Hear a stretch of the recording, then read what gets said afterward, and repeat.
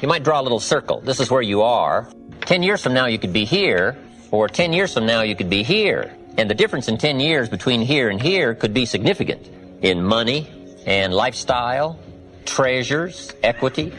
In 10 years, an incredible difference. But right here, a small difference in the change of discipline, the change of thinking to start you on this journey versus this journey. Now, it's also very important intellectually to know whether or not you're headed this way or this way.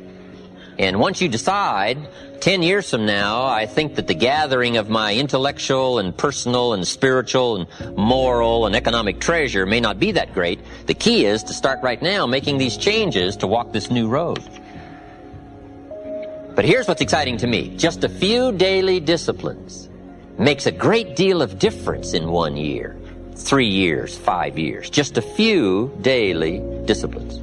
And that's what I'd like to talk about in this series, just these few daily disciplines that make the difference, whether you wind up here or here.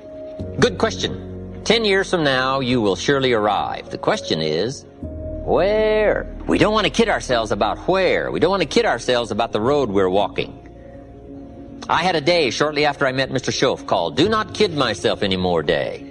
I don't want to go disillusioned anymore. You know, I was using the cross-finger theory back when I was 25, 24, 23. I finally decided that the cross-finger theory was not going to get me what I wanted. That isn't where the treasure lies. That I'm going to have to make sure which of these ways I'm headed.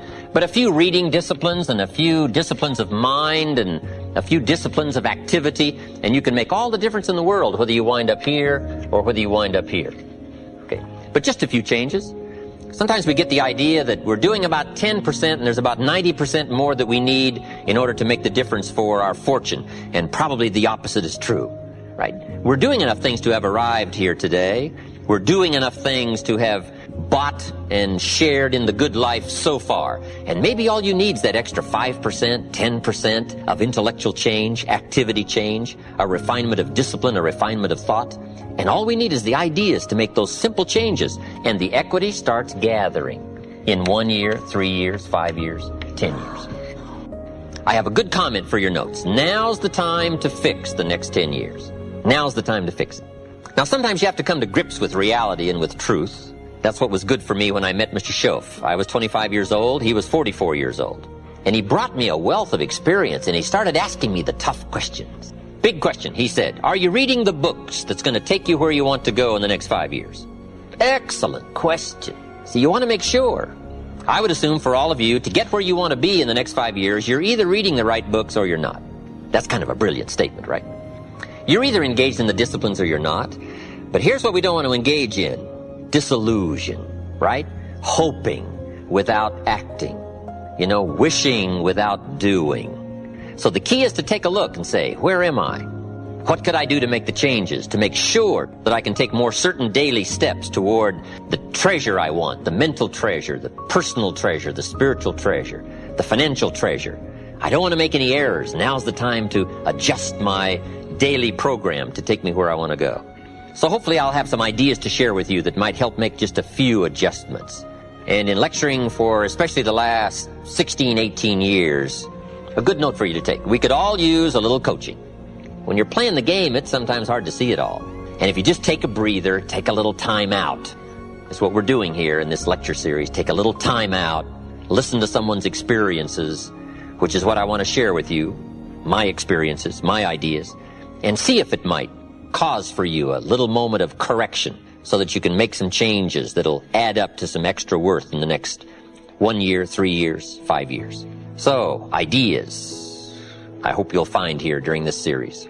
All kinds of ideas, health ideas, enterprise ideas, living a better life ideas, and primarily for this series, skills of leadership ideas. The next key word is inspiration. Inspiration is a mystery, why some people are inspired and some are not. Who knows what that mystery is? Some people have this incredible zest for life and an appetite for living well and doing well, and others seem to take the ho-hum attitude, let it slide, and hopefully it'll work out anyway. I don't know what the difference of that is, but it is exciting to watch people who are inspired. But I think the key to it all is self-motivation. Self-motivation. The guy says, boy, if somebody just come by and turn me on, hey, what if they don't show up? You got to have a better plan for your life.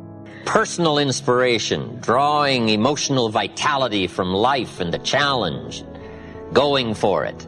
We all admire that. Anything can happen. Have you heard of Murphy's Laws?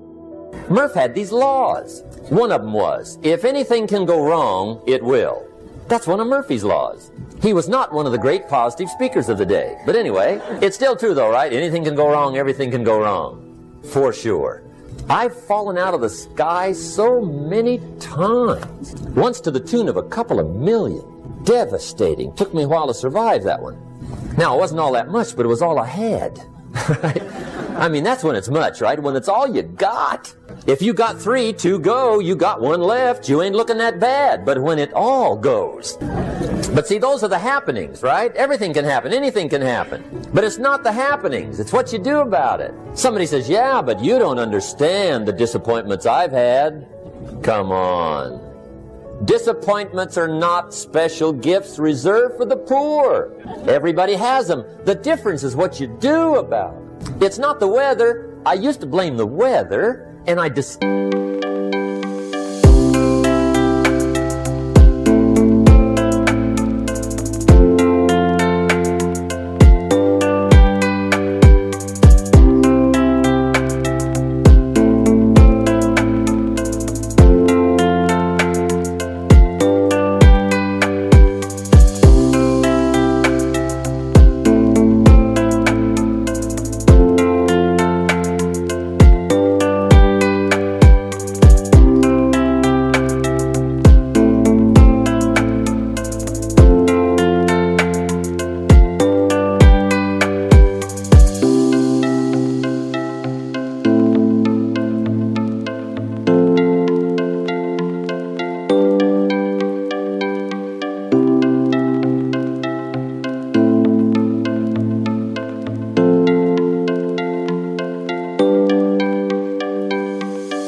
it rains on the rich. So see, that won't help. 2 men wake up one morning, there's a rainstorm on. One of them looks out his window, sees the rainstorm, and he says, wow, what a storm. With weather like this, they can't expect you to go out and make sales. He stays home. Same morning, the other guy looks out his window, sees the same storm, says, wow, what a storm. But he says, you know what, with weather like this, what a great day to go out and make sales. Most everybody will probably be home, especially the salesman. See, that's the difference in how your life works out. It's not what happens, it's what you do. So here's one of the key questions of the evening. Starting tomorrow, what are you going to do that'll make a change in your life's direction? Good question. What are you going to do starting tomorrow that'll make a difference? Now see, if you don't do something starting tomorrow that'll make a difference, guess what?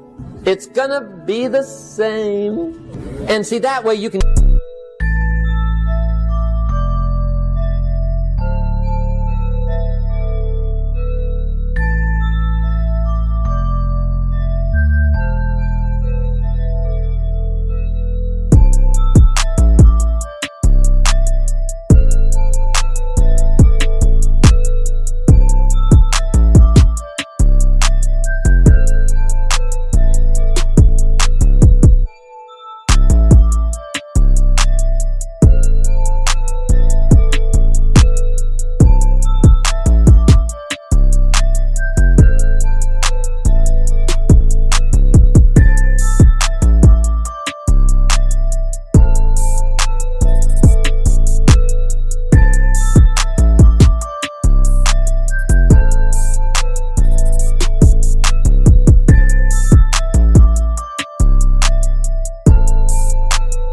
Guess what the next 5 years are going to be like? Look at the last 5. Because the next 5 are going to be like the last 5 unless you, major key, tomorrow, change it all. Or change a little, or change something, or don't change. It's choice time. You can do whatever you want. But it's nice to know any day you wish you can change your whole life. What can you do starting tomorrow that'll make a difference? Good question. What can you do with economic chaos, massive disappointment?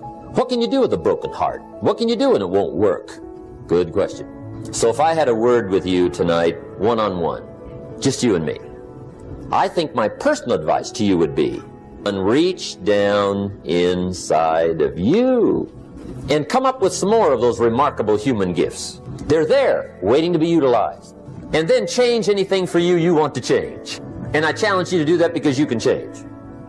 If you don't like how it is for you, change it. If it doesn't suit you, change it. If it doesn't please you, change it. If it isn't enough, change it. And I challenge you to do that because you can change. See, you don't ever have to be the same again, only by choice.